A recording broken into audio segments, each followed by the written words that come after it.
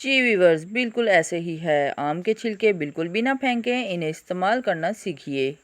मौसम गर्मा में हर किसी के पसंदीदा आम की मांग में इजाफा हो जाता है। आम मज़ेदार होने के साथ साथ बहुत ज़्यादा फ़ायदेमंद भी हैं। इनमें विटामिन ए, सी, के, पोटाशियम जैसे ग़िज़ाई अज़ा पाए जाते हैं। लेकिन हम सब बहुत बड़ी गलती करते हैं जो हम आम के छिलके फेंक देते हैं। लेकिन अगर आप इसके फ़ायदे जान लेंगे तो आप ऐसा करना छोड़ देंगे।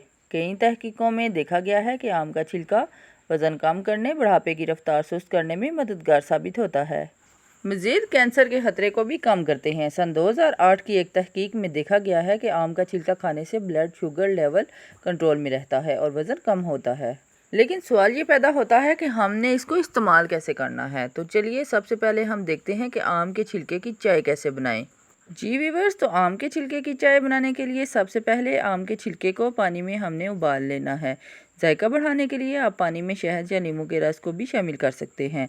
आम का छिलका विटामिन और एंटीऑक्सीडेंट से भरपूर होता है और ये चाय आपको जायके के साथ साथ ग़िज़ाइयत भी देगी, बुढ़ापे की रफ्तार को भी सुस्त करेगी। आम का छिलका खाने से उम्र बढ़ने की रफ्तार सुस्त हो जाती है। आम का छिलका हमें बहुत सी बीमारियों से बचाता है, जिसकी वजह से जल्द बुढ़ापा भी नहीं आता।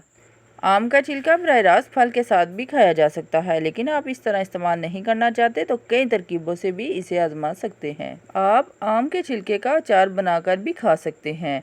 छिलके में नमक और मसाले लगाकर थोड़ी देर के लिए धूप में रख दें, फिर कुछ दिनों तक धूप में रखने के बाद इसका इस्तेमाल शुरू कर लें।